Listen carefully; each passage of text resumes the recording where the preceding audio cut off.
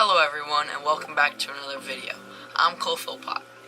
So I've been spending a lot of times just sitting down and watching my tanks. And recently I just purchased all these 4 Apistogramma cockatoides. I bought them and they were shipped online. And one of them did not come in very good. He seems to be really struggling to swim, and I don't think it's going to work very well. But as I've been sitting here, I've realized that a lot of the other Apistos have been picking on him, and that's definitely not good. I want to give this fish the best possible chance of surviving. So today I am going to be setting up a quarantine tank just for him. I'm going to set up this 5.5 gallon aquarium with filter, everything that I'm going to need just to keep him healthy and safe. I'm going to grow him up until he's back to health, and then hopefully I'm going to be able to add him back into the aquarium where he's not going to get picked on. So that's what we're going to be doing today. As always, you're watching The Fishbowl.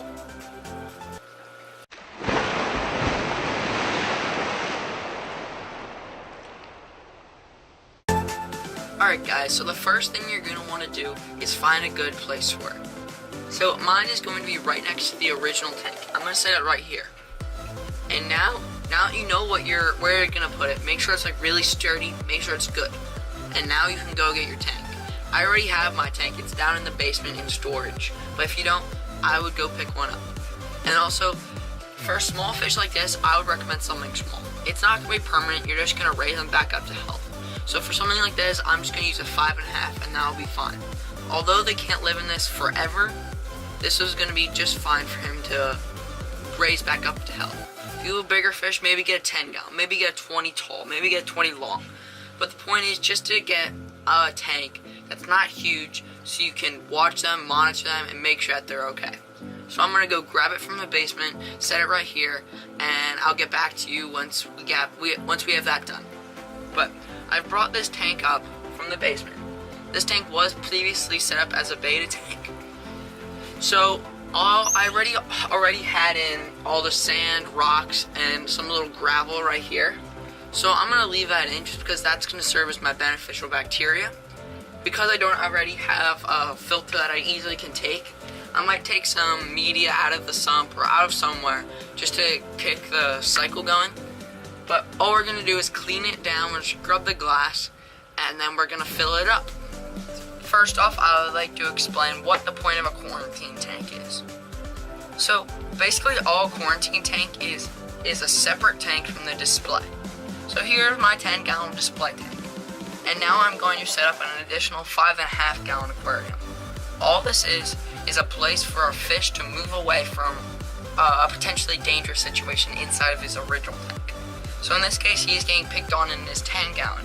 So I'm going to move him to the 5.5, where he's going to get away from all the bullies and is now going to be able to heal on his own, and just to make sure he's all safe. So this could be useful in a couple of different situations. So in my case, he is getting nipped. Like his fins are getting nipped on and he's just getting picked on. So another situation that could be useful is if a fish presents signs of illness. So let's say you have ick, let's say you have another kind of parasite and you don't want it to spread throughout the entire tank. You can move him into a quarantine tank, or also known as a hospital tank, to treat him or make sure he's healthy before you move him back into the display, just to make sure none of the other fish are in danger of getting sick. If you are bringing in new fish, I always recommend quarantining them before moving them into a display tank. Most of the time, when I'm buying a bunch of fish, when I'm buying fish to go into a tank, I buy them all at once. I don't really add fish to a already established tank, but if I would definitely quarantine. This is just to make sure that they're not coming into the tank with anything already on their body. So if you get ick from the pet store and you bring it home and you don't quarantine, that ick outbreak will be spread throughout your entire tank. And let's say that tank is a 125 gallon aquarium. That's a lot of gallons of water to treat, and that's a lot of it's a lot of fish to treat. So that's why you want to move it into a smaller tank, set it up, treat all the fish there, and then move them to the original tank. But so that's just a quick and dirty little way of explaining what the quarantine tank is. So let's now set it up. If you do want to set up a quarantine tank, I would recommend going bare bottom. The only reason why I'm not going bare bottom is because this has already been set up. It already has beneficial bacteria. It already is pretty much cycled. So I'm just gonna keep this. But if you're gonna set one up, I would recommend going bare bottom.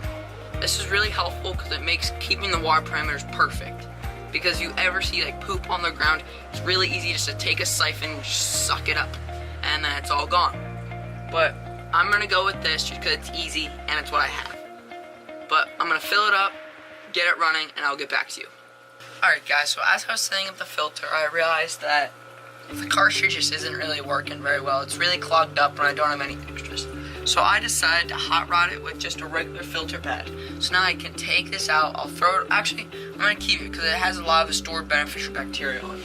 So all I'm gonna do is just set it right inside the filter.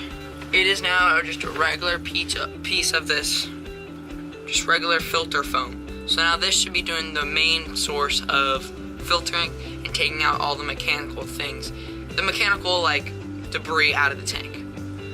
And so I have everything plugged in, and now I'm just gonna let it run for a little bit. I dechlorinated the water, it's getting to temp, and now I'm just gonna let it clear up here. As you can see, it's really cloudy. So I'm gonna let it clear up with the filter, let it run for a little while, and I'll get back to you once I'm ready to add the fish.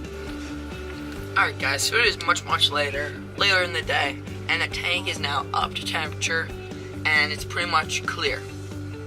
And the filter's been running for probably about, I don't know, 5, 6, 7 hours, somewhere on there. And so I think we are now able to move the Apistogramma out of this tank and into his new 5.5. This should allow him to regrow his fins and get back healthy. So I'm going to do that now. So let's get going.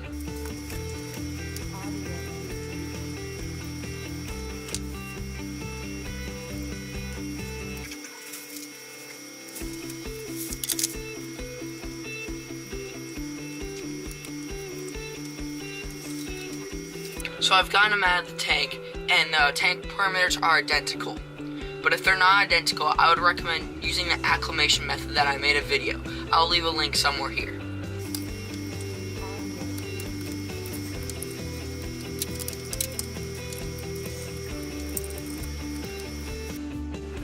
Alright guys, so it is now a couple hours later, and as you can see, the Apisto is out. Sorry about the glare, I do have a light right here, but I'm not sure if the camera will be able to pick it up, but it was sort of frayed at the end, and he's still just not swimming very well. So I don't know. I'm gonna leave him in here for a couple of weeks, and we'll see how he does. But alright guys, let's recap. So if you're setting up a new quarantine tank, I assume that you're gonna be doing it for a couple of reasons. One, you could be setting up a quarantine tank just to make sure that new fish coming in are safe. This is always recommended just to make sure the stock that you don't have right now gets sick. That is perfect just for a week or two. Make sure that they're healthy, maybe put some meds to them, and just get them healthy. Next, you can have a bully in the tank like I do, and you want to separate them to make sure that the hurt fish can grow up and make sure that he's okay. That is what I have. I'm going to leave him in there for about 3 weeks to regrow his fins and make sure he's able to swim.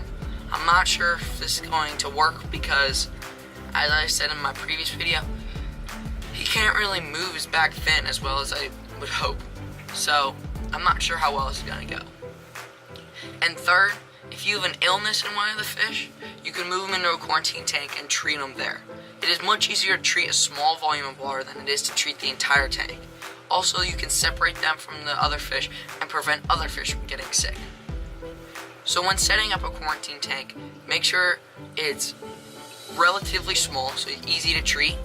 You got good filtration, proper heating, and it's in an area that's not going to get a ton of stress. So mine is under my bed, which is not in the main area of walking around, so he's not going to be very stressed out. Also, there's no light, so it's going to be really, it's going to be like he's in like solitary confinement, which is going to really make him calm down and just grow. So that's really good. I would also recommend making it bare bottom, because as I said earlier in the video, it makes it really easy to keep the water parameters perfect. So this is how I set up my quarantine tanks, and this is what I would do. So thank you guys so much for watching. If you like this video, remember to hit that like button. And if you really loved it, I would really appreciate it if you hit that subscribe button. I hope all of you guys have an amazing day, and as always, you've been watching The Fishbowl.